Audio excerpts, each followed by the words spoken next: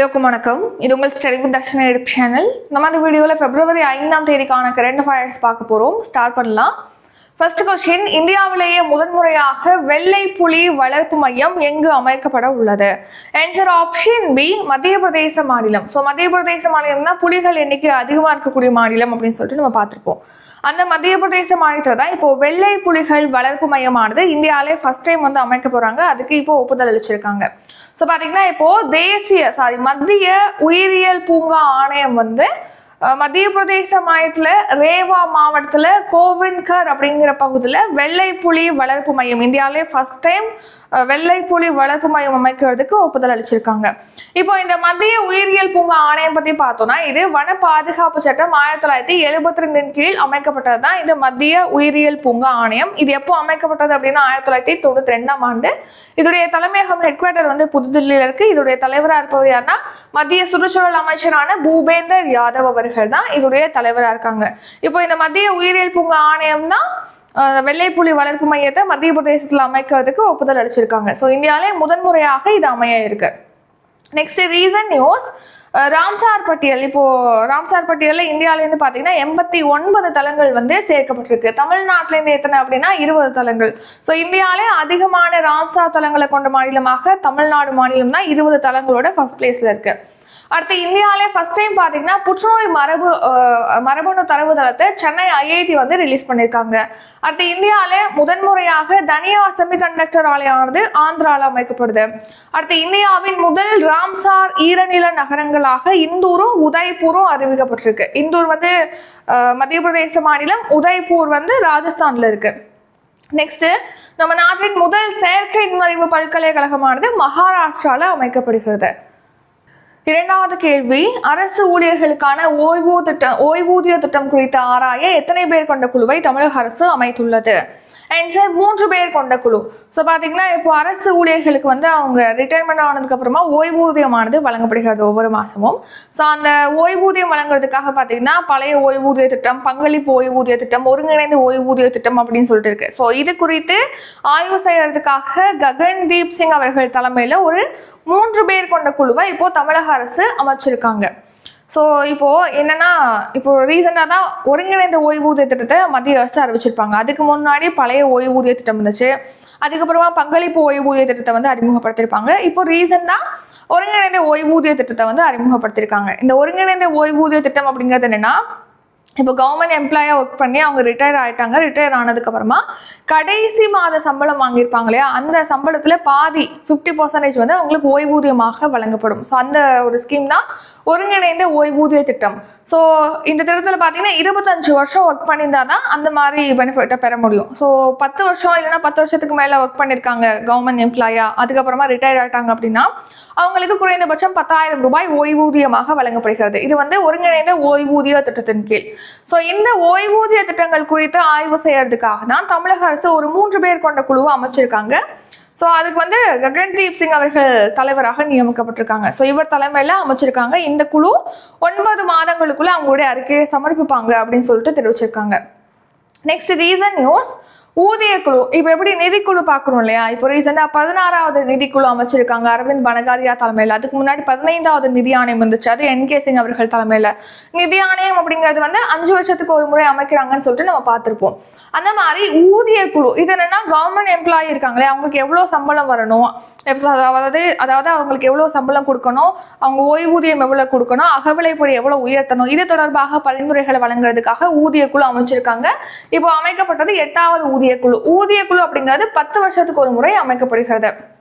Next, முல்லை பெரியாறு அணையுடைய பாதுகாப்பு, அதை பராமரிப்பு பணிகளை கண்காணிக்கிறதுக்காக இப்போ ஒரு 7 பேர் கொண்ட குழுவை அமைச்சிருக்காங்க.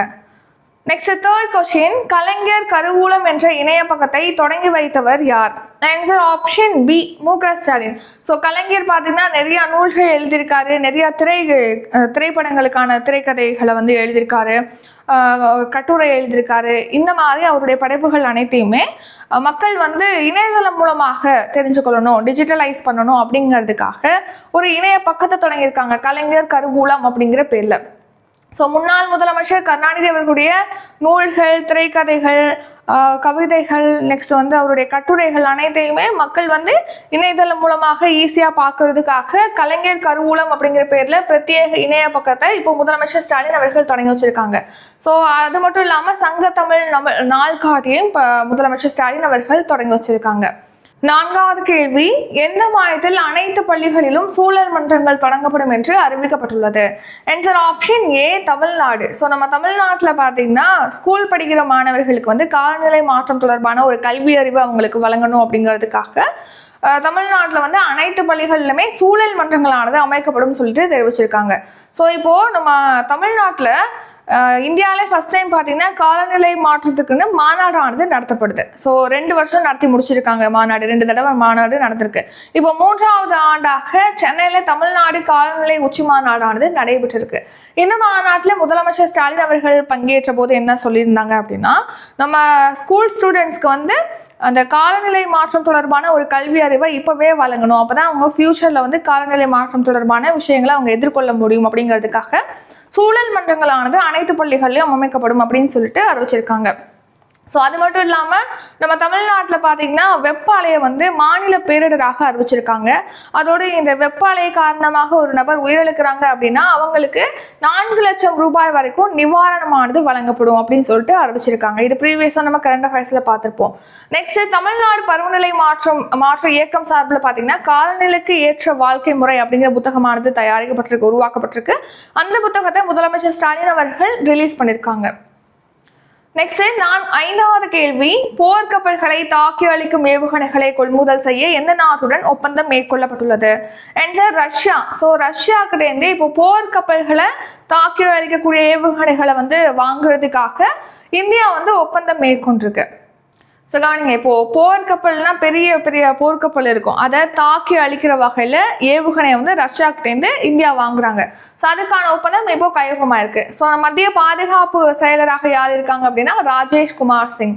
நெக்ஸ்ட் 6வது கேள்வி, தேசிய நெடுஞ்சாலைகளில் டேஷ் இடைவெளிக்கு 1 என்ற அடிப்படையில் கழிவறை வசதிகள் ஏற்படுத்தப்பட்டுள்ளது. Answer 40 to 60 kilometre. ஸோ தேசிய நெடுஞ்சாலைகளில் பார்த்தீங்கன்னா டோல்கேட்லாம் இருக்கும் இல்லையா, சுங்கச்சாவடிகள் இருக்கும். அந்த சுங்கச்சாவடிகள் பக்கத்தில் பார்த்தீங்கன்னா கொஞ்சம் தூரத்துலேயே வந்து டாய்லெட்ஸ் ஆனது அமைக்கப்பட்டிருக்கு. ஸோ தேசிய நெடுஞ்சாலைகளில் போகிறோம் அப்படின்னா 40லேருந்து 60 கிலோமீட்டர் தொலைவில் ஒவ்வொரு இடத்துலையுமே வந்து டாய்லெட்ஸ் அமைக்கப்பட்டிருக்கு அப்படின்னு சொல்லிட்டு இப்போ மத்திய அமைச்சர் வந்து தெரிவிச்சிருக்காங்க. கவனிங்க, அனைத்து சுங்கச்சாவடிகள்லையுமே கழிவறை வசதிகளானது இப்போ ஏற்படுத்தப்பட்டிருக்கு தூய்மை பாரத திட்டத்தின் கீழ். ஸோ தூய்மை பாரதம் இந்தியா, அதாவது தூய்மை இந்தியா திட்டம் இருக்கு இல்லையா, ஸ்வச் பாரத் மிஷன் அப்படின்னு சொல்லிட்டு சொல்லுவாங்க. ஸோ இந்த தூய்மை இந்தியா திட்டம்ங்கிறது 2014ஆம் ஆண்டு அக்டோபர் மாதம் 2ஆம் தேதி தொடங்கப்பட்டது. இந்த திட்டம் எதுக்காக தொடங்கப்பட்டது அப்படின்னா, நம்ம நாட்டில் வந்து கிராமப்புறங்களில் அனைவருக்குமே கழிவறை வசதியை ஏற்படுத்தி தரணும், தூய்மையான இந்தியாவை உருவாக்கணும் அப்படிங்கிறதுக்காக தான் இந்த தூய்மை இந்தியா திட்டமானது தொடங்கப்பட்டது. இந்த திட்டத்துடைய ஒரு பகுதியாக தான் 2015லேருந்து இந்த தேசிய நெடுஞ்சாலைகளில் டோல்கேட்ஸ் பக்கத்தில் பார்த்தீங்கன்னா அதாவது டாய்லெட்ஸ் ஆனது அமைக்கப்பட்டு வருகிறது. ஸோ இப்போ எவ்வளோ அச்சீவ் பண்ணியிருக்காங்க அப்படின்னா, தேசிய நெடுஞ்சாலைகளில் 40லேருந்து 60 கிலோமீட்டர் தொலைவுகளில் டாய்லெட்ஸ் வசதியானது தொடங்கப்பட்டிருக்கு. ஆண்கள் பெண்கள் 2 பேருக்கு ஒரு 2 பாலினருக்கும் தனித்தனியாக வந்து டாய்லெட் வசதியானது தொடங்கப்பட்டிருக்கு. அதிகமாக ராஜஸ்தானில் வந்து உள்ள நெடுஞ்சாலையில் தான் 58 டாய்லெட்ஸ் வந்து அமைச்சிருக்காங்க. அதுக்கடுத்து ஹரியானா, அதுக்கடுத்து மத்திய பிரதேச மாநிலத்தில் அதிகமான எண்ணிக்கையில் தேசிய நெடுஞ்சாலைகளில் வந்து கழிவறை வசதிகளானது ஏற்படுத்தி தரப்பட்டிருக்கு. 7வது கேள்வி, பொது சிவில் சட்ட தேவையை ஆராய எத்தனை பேர் கொண்ட குழுவை குஜராத் மாநிலம் அமைத்துள்ளது? ஆன்சர் ஆப்ஷன் ஏ, 5 பேர் கொண்ட குழு. ஸோ இப்போ ரீசனாக தான் பொது சிவில் சட்டமானது உத்தரகாண்ட் மாநிலத்தில் அமலுக்கு வந்தது நம்ம பார்த்துருப்போம். அதாவது நம்ம நாட்டில் பல்வேறு மதத்தை சேர்ந்தவங்க திருமணம் செய்கிறது, விவாகரத்து செய்கிறது, சொத்துரிமை இருக்குது, சொத்துரிமை அப்புறம் தத்தெடுக்கிறது, இந்த மாதிரியான விஷயத்துக்கு பார்த்தீங்கன்னா வெவ்வேறு வழிகளை பின்பற்றுறாங்க, வெவ்வேறு முறைகளை பின்பற்றுறாங்க. ஸோ அனைத்து மதத்தை சேர்ந்தவங்களும் இந்த மாதிரி விவகாரங்களில் ஒரே மாதிரியான விஷயங்களை வந்து விதிமுறைகளை பின்பற்றணும் அப்படிங்கிறதுக்காக பொது சிவில் சட்டமானது உத்தரகாண்ட் மாநிலத்தில் இப்போ அமலுக்கு வந்திருக்கு. ஸோ அதே மாதிரி குஜராத்லேயும் பொது சிவில் சட்டத்தை வந்து அமல்படுத்துறதுக்கு திட்டமிட்டிருக்காங்க. அதுக்காக அந்த பொது சிவில் சட்ட வரைவை உருவாக்குறது, அது குறித்து அந்த பொது சிவில் சட்ட மசோதாவுடைய தேவை குறித்து ஆய்வு செய்யறதுக்காக 5 பேர் கொண்ட குழுவை அந்த மாநில அரசு அமைச்சிருக்கு.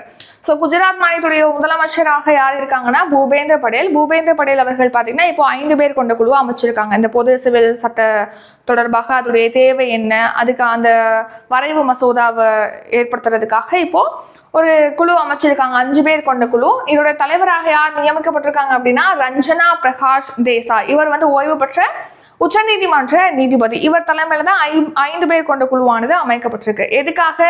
திருமணம், விவாகரத்து, வாழ்ச்சுரிமை, தத்தெடுக்கிறது, இந்த மாதிரியான விஷயங்கள் அனைத்து மதத்தை சேர்ந்தவங்களும் ஒரே சட்டத்தை பின்பற்றணும் அப்படிங்கிறதுக்காக. நம்ம நாட்டிலே ஃபர்ஸ்ட் டைம் வந்து உத்தரகாண்ட்ல தான் பொது சிவில் சட்டமானது சுதந்திரத்துக்கு அப்புறமா அமலுக்கு வந்திருக்கு. சுதந்திரத்துக்கு முன்னாடினா கோவால அமலுக்கு வந்திருக்கு. அடுத்து குஜராத்துடைய தலைநகரம் எது அப்படின்னா காந்தி நகர். நெக்ஸ்ட் என்னன்னா இந்த உத்தரகாண்ட்ல இப்போ பொது சிவில் சட்டமானது அமலுக்கு வந்திருக்கு இல்லையா, இதுல வந்து பழங்குடியினருக்கு மட்டும் விலக்கு அளிச்சிருக்காங்க. அவங்க வந்து இந்த சட்டத்தை பின்பற்ற தேவையில்லை. அவங்க என்ன ஃபார்மேட்ல அவங்க போறாங்களோ அந்த வழிமுறைகளை அவங்க பின்பற்றிக்கலாம். அவங்களுக்கு விலக்கு அளிக்கப்பட்டிருக்கு. இதுல பாத்தீங்கன்னா பலதார மனத்துக்கு தடை விதிச்சிருக்காங்க. லிவ் இன் ரிலேஷன்ஷிப்ல இருக்காங்க அப்படின்னா அவங்க அவங்களுடைய உறவுகளை கட்டாயமா பதிவு செய்யணும் அப்படின்னு சொல்லிட்டு இந்த பொது சிவில் சட்ட மசோதால குறிப்பிடப்பட்டிருக்கு. நெக்ஸ்ட் 8வது கேள்வி, தேசிய ஊரக வேலை வாய்ப்பு உறுதி திட்டம் எந்த ஆண்டு தொடங்கப்பட்டது? ஆன்சர் ஆப்ஷன் ஏ 2006ஆம் ஆண்டு. ஸோ தேசிய ஊரக வேலை வாய்ப்பு உறுதி சட்டம் அப்படிங்கிறது 2005ல் ஏற்றிருப்பாங்க. இந்த திட்டம் எப்போ தொடங்கப்பட்டது அப்படின்னா 2006ல். இந்த ஸ்கீம் பார்த்தீங்கன்னா தமிழ்நாட்டில் வந்து நம்ம 100 நாள் வேலை திட்டம் அப்படின்னு சொல்லுவோம். ஏன்னா இந்த திட்டத்தில் ஒரு நிதியாண்டில் குறைந்தபட்சம் கிராமப்புறங்களில் சேர்ந்தவங்களுக்கு பார்த்தீங்கன்னா 100 நாட்களுக்கு வேலை வாய்ப்பானது வழங்கப்படுது. அதுக்கேற்ற மாதிரி குறைந்தபட்ச ஊதியமானது அவங்களுக்கு வழங்கப்படுகிறது. இப்போ இந்த ஸ்கீம் பற்றி ஏன் பார்க்க போறோம்னா, இப்போ 2022 to 2024ஆம் ஆண்டு வரைக்கும் இந்த திட்டத்தின் கீழ் பார்த்தீங்கன்னா 1.55 கோடி தொழிலாளர்களுடைய பெயரானது நீக்கப்பட்டிருக்கு. இந்த 100 நாள் வேலை திட்டத்தில் இணைறாங்க அப்படின்னா அவங்களுக்கு ஒரு அட்டை, 100 நாள் வேலை அட்டை வந்து கொடுத்துருவாங்க. ஸோ இவ்வளோ நாளுக்கு ஒர்க் இருக்குன்னு சொல்லிட்டு அந்த 100 நாளுக்கு டிக் பண்ணிட்டே இருப்பாங்க இல்லையா, அந்த ஒரு அட்டை கொடுத்துருவாங்க. ஸோ இப்போ இந்த ஸ்கீம்ல இணைஞ்சவங்களுடைய பெயர்களானது இவ்வளோ பேர் இந்த 2022 to 2024ல் 1.55 கோடி பேருடைய பெயர்களானது நீக்கப்பட்டிருக்குன்னு சொல்லியிருக்காங்க. மேலும் இந்த திட்டத்தில் மொத்தமாக எவ்வளோ பேர் ஒர்க் பண்ணுறாங்க அப்படின்னா 13.4 கோடி தொழிலாளர்கள் வந்து இப்போ ஒர்க் பண்ணுறாங்க அப்படின்னு சொல்லி தெரிவிச்சிருக்காங்க. நெக்ஸ்ட் 9வது கேள்வி, 108 ஆம்புலன்ஸ் சேவை திட்டம் எந்த ஆண்டு தொடங்கப்பட்டது? ஆன்சர் 2008ஆம் ஆண்டு. ஸோ பார்த்தீங்கன்னா இப்போ திடீர்னு விபத்து ஏற்படுது, இல்லைன்னா கர்ப்பிணி பெண்களுக்கு வந்து பிரசவம் ஏற்படுறது, இந்த மாதிரியான டைம்லலாம் அவசரமான டைமுக்கு நம்ம அந்த டைமுக்கு ஹாஸ்பிட்டலுக்கு போகணும் அப்படின்னு இருக்கு. ஸோ அப்போது இந்த மாதிரி அவசர காலங்களில் உதவுவதற்காக ஆம்புலன்ஸ் சேவை வந்து கொண்டு வந்தாங்க. 108 ஆம்புலன்ஸ் சேவை எப்போ வந்து தமிழ்நாட்டில் கொண்டு வந்தாங்கன்னா 2008ஆம் ஆண்டு கொண்டு வந்தாங்க. ஸோ 2008 செப்டம்பர் மாதம் 15ஆம் தேதி 108 அவசரகால பராமரிப்பு சேவை திட்டமானது தொடங்கப்பட்டது. ஸோ இந்த திட்டத்தின் கீழ் பார்த்தீங்கன்னா இப்போ நம்ம 108க்கு கால் பண்ணோம் அப்படின்னா அந்த ஸ்பாட்டுக்கு வந்து அழைச்சதுலேருந்து ஒரு 11 நிமிஷம் 23 வினாடிக்குள்ள அந்த வாகனம் அந்த ஸ்பாட்டுக்கு வந்துடும், அந்த அளவுக்கு எட்டப்பட்டிருக்கு அப்படின்னு சொல்லிட்டு தெரிவிச்சிருக்காங்க. லாஸ்ட் இயர் மட்டும் இந்த ஆம்புலன்ஸ் சேவை மூலமா பார்த்தீங்கன்னா 18.35 லட்சத்துக்கும் மேற்பட்டவங்க பயன்பெற்றிருக்காங்க. இப்போ இந்த ஆம்புலன்ஸ் சேவையை வந்து இன்னும் விரிவாக்கம் செய்யணும் அப்படிங்கிறதுக்காக 30.29 கோடி மதிப்பீட்டில் 147 புதிய ஆம்புலன்ஸை வந்து இப்போ முதலமைச்சர் ஸ்டாலின் அவர்கள் தொடங்கி வச்சிருக்காங்க. இப்போ கரண்ட்லி பார்த்தீங்கன்னா நம்ம தமிழ்நாட்டில் 1353 108 ஆம்புலன்ஸ் ஆனது பயன்பாட்டில் இருக்கு அப்படின்னு சொல்லிட்டு தெரிவிச்சிருக்காங்க. லாஸ்ட் 3.5 வருஷத்துல பார்த்தீங்கன்னா 18,25,880 கர்ப்பிணிகள் வந்து இந்த ஆம்புலன்ஸ் சேவை மூலமா பயன்பெற்று இருக்காங்க. சாலை விபத்துகள்ல காயமடைஞ்சவங்கள 12,18,14 பேர் வந்து பயன்பெற்று இருக்காங்க அப்படின்னு சொல்லிட்டு தெரிவிச்சிருக்காங்க. மொத்தமா எவ்வளவு பேர்னா 72,58,581 பேர் பயன்பெற்று இருக்காங்க இந்த ஆம்புலன்ஸ் சேவை மூலமா.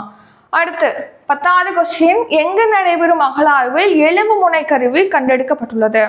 ஆன்சர் பொற்பனை கோட்டை. இப்போ இந்த வருஷம் ஒரு 8 இடங்கள்ல அகழாய்வு பணிகள் மேற்கொள்றாங்க. அதுல ஒண்ணு பொற்பனை கோட்டை, இது புதுக்கோட்டையில இருக்கு. இப்போ இந்த பொற்பனை கோட்டையில பாத்தீங்கன்னா 2ஆம் கட்ட அகழாய்வு பணியானது நடைபெறுது. இந்த 2ஆம் கட்ட அகழாய்வு பணியின் போது அங்க எலும்பு முனை கருவி அப்புறம் தங்க துண்டை வந்து கண்டு எடுத்திருக்காங்க. இதுக்கு முன்னாடி இதே மாதிரி ரீசெண்டா ஒரு 2 டேஸ்க்கு முன்னாடி பார்த்துருப்போம், வெம்பக்கோட்டையில வந்து 13 வட்ட சிலைகள் கண்டறியப்பட்டிருக்கு அப்படின்னு சொல்லிட்டு. இப்போ உங்களுக்கான கொஸ்டின் என்னன்னா, வெம்பக்கோட்டை வந்து அங்கே தேர்ட் அதாவது 3ஆம் கட்ட அகழாய்வு பணி நடைபெறுது. வெம்பக்கோட்டை எந்த மாவட்டத்தில் இருக்குது? இதுக்கான ஆன்சரை கமெண்ட் பண்ணிடுங்க. அடுத்த ரீசனாக பழம்பெரும் நடிகை புஷ்பலதா அவர்கள் வந்து காலமாயிருக்காங்க. இவங்க ஃபர்ஸ்ட் 1958ஆம் ஆண்டு தமிழில் வெளிவந்த செங்கோட்டை சிங்கம் அப்படிங்கிற திரைப்படத்தின் மூலமாக தான் திரையுலகுக்கு அறிமுகமாயிருக்காங்க. அடுத்து தமிழ்நாட்டில் பார்த்தீங்கன்னா 30 வயதுக்கு மேற்பட்ட பெண்களுக்கு வந்து கருப்பை வாய் புற்றுநோய் அப்புறம் மார்பக புற்றுநோய் இருக்கா அப்படின்னு சொல்லிட்டு பரிசோதனை மேற்கொள்ளக்கூடிய திட்டமானது செயல்படுத்தப்படுது. அது சோதனை முறையில் ஒரு 4 மாவட்டங்கள் 4 மாவட்டங்கள் ராணிப்பேட்டை, திருப்பத்தூர், ஈரோடு, கன்னியாகுமரி இந்த 4 மாவட்டங்களில் 2003 சோதனை அடிப்படையில் இந்த திட்டம் மேற்கொண்டாங்க. அதன்படி பரிசோதனை மேற்கொள்ளப்படுது. அதோடு சேர்த்து பார்த்தீங்கன்னா 18 வயதை கடந்த ஆண் பெண் 2 பேருக்குமே வாய் புற்றுநோய் பரிசோதனையும் நடத்தப்பட்டிருக்கு. அடுத்த தேசிய அளவில் ஜாதிவாரி கணக்கெடுப்பு நடத்தணும் அப்படின்னு சொல்லிட்டு தெலுங்கானா மாநில சட்டப்பேரவையில் பார்த்தீங்கன்னா இப்போ தீர்மானமானது நிறைவேற்றப்பட்டிருக்கு. நெக்ஸ்ட் நம்ம ரிவிஷன் பார்க்கலாம். ரிவிஷன் பார்க்கறதுக்கு முன்னாடி இப்போ 8ஆம் தேதி February 8ஆம் தேதி பார்த்தீங்கன்னா டிஎன்பிஎஸ்சி குரூப் 4 அப்புறம் குரூப் 2 குரூப் 2A படிக்கிறவங்களுக்காக ஹோல் டெஸ்ட் பேட்ச் வந்து ஸ்டார்ட் பண்ணுறோம். இதுக்கான ஃபீஸ் வந்து 999. ஸோ இதுக்கான ஷெடியூல் வேணும், வேறு ஏதாவது டீட்டெயில் வேணும்னா காண்டாக்ட் நம்பர் டிஸ்கிரிப்ஷனில் இருக்குது. அந்த நம்பருக்கு கால் பண்ணி வாட்ஸ்அப்பில் டெக்ஸ்ட் பண்ணி கேட்கலாம். நெக்ஸ்ட் பார்த்தீங்கன்னா 10ஆம் தேதி வந்து test batch current affairs test batch வந்து ஸ்டார்ட் பண்ணுறோம். லாஸ்ட் இயர் ஜூலை டு இந்த இயர் ஜூன் வரைக்கும் ஒன்லி டெஸ்ட் பேட்ச் மட்டும் போகுதுன்னா ஃபீஸ் வந்து 250 வித் மந்த்லி கரண்ட் அஃபேர்ஸ் பிடிஎஃபோட வேணும் அப்படின்னா 550 ஃபீஸ். அடுத்து 18ஆம் தேதி பார்த்தீங்கன்னா குரூப் 1 ப்ரிலிம்ஸ் டெஸ்ட் பேட்ச் வந்து ஸ்டார்ட் ஆகுது. இந்த ப்ரிலிம்ஸ் டெஸ்ட் பேட்சை பொறுத்த வரைக்கும் இதுக்கான ஃபீஸ் வந்து 999. ஆல் யூனிட் எல்லா யூனிட்டுமே இதில் கவர் பண்ணுவோம். இதை எப்படி பே பண்ணலாம்னா டிஸ்கிரிப்ஷனில் GPay, PhonePe, Paytm, UPI number கொடுத்துருக்கோம். அந்த நம்பருக்கு பே பண்ணிட்டு டிஸ்கிரிப்ஷனில் கூடிய வாட்ஸ்அப் நம்பருக்கு ஸ்க்ரீன்ஷாட் எடுத்து அனுப்புனீங்கன்னா உங்களை பேட்சில் ஆட் பண்ணிடுவோம். நெக்ஸ்ட் ஷெடியூல் கொடுத்துருவோம். ஷெடியூல் வைஸாக டெஸ்ட் நடக்கும். கரண்ட் அஃபேர்ஸ் லைவ் கிளாஸ் வந்து ஸ்டார்ட் பண்ண போகிறோம். ஒவ்வொரு மந்த்துக்கும் மந்த்லி கரண்ட் அஃபேர்ஸ் பிடிஎஃப் வந்து ப்ரொவைட் பண்ணுறோம். அப்கமிங் டெஸ்ட் பேட்ச் பற்றி டீட்டெயிலாம் டிஸ்கிரிப்ஷனில் இருக்குது, செக் பண்ணி பார்த்துக்கோங்க. இப்போது கரண்ட் அஃபேர்ஸ் ரிவிஷன் பார்க்கலாம். ஃபர்ஸ்ட் கொஸ்டின், இந்தியாவிலேயே முதன்முறையாக வெள்ளை புலி வளர்ப்பு மையம் எங்கு அமைக்கப்பட உள்ளது? ஆன்சர் மத்திய பிரதேச மாநிலம். இரண்டாவது கேள்வி, அரசு ஊழியர்களுக்கான ஓய்வூதிய திட்டம் குறித்து ஆராய எத்தனை பேர் கொண்ட குழுவை தமிழக அரசு அமைத்துள்ளது? ஆன்சர் 3 பேர் கொண்ட குழு. மூன்றாவது கேள்வி, கலைஞர் கருவூலம் என்ற இணைய பக்கத்தை தொடங்கி வைத்தவர் யார்? ஆன்சர் மு.க. ஸ்டாலின். நான்காவது கேள்வி, எந்த மாநிலத்தில் அனைத்து பள்ளிகளிலும் சூழல் மன்றங்கள் தொடங்கப்படும் என்று அறிவிக்கப்பட்டுள்ளது? Answer option A Tamil Nadu. ஐந்தாவது கேள்வி, போர்க்கப்பல்களை தாக்கி அளிக்கும் ஏவுகணைகளை கொள்முதல் செய்ய எந்த நாட்டுடன் ஒப்பந்தம் மேற்கொள்ளப்பட்டுள்ளது? Answer option C Russia. ஆறாவது கேள்வி, தேசிய நெடுஞ்சாலைகளில் டேஷ் இடைவெளிக்கு 1 என்ற அடிப்படையில் கழிவறை வசதிகள் ஏற்படுத்தப்பட்டுள்ளது? Answer 40 to 60 kilometre. ஏழாவது கேள்வி, பொது சிவில் சட்ட தேவையை ஆராய எத்தனை பேர் கொண்ட குழுவை குஜராத் மாநிலம் அமைத்துள்ளது? ஆன்சர் 5 பேர் கொண்ட குழு. எட்டாவது கேள்வி, தேசிய ஊரக வேலைவாய்ப்பு உறுதி திட்டம் எந்த ஆண்டு தொடங்கப்பட்டது? ஆன்சர் 2006ஆம் ஆண்டு. ஒன்பதாவது கேள்வி, 108 ஆம்புலன்ஸ் சேவை திட்டம் எந்த ஆண்டு தொடங்கப்பட்டது? ஆன்சர் 2008ஆம் ஆண்டு. 10வது கேள்வி, எங்கு நடைபெறும் அகழாய்வில் எலும்பு முனை கருவி கண்டெடுக்கப்பட்டுள்ளது? ஆன்சர் பொற்பனை கோட்டை. இதுடன் இன்றைக்கான கரண்ட் அஃபேர்ஸ் வீடியோ நிறைவடைகிறது. இந்த வீடியோ உங்களுக்கு பிடிச்சிருந்தா லைக் பண்ணுங்க, ஷேர் பண்ணுங்க. நம்ம சேனல் நீங்க சப்ஸ்கிரைப் பண்ணலன்னா மறக்காம சப்ஸ்கிரைப் பண்ணிக்கோங்க. நன்றி, வணக்கம்.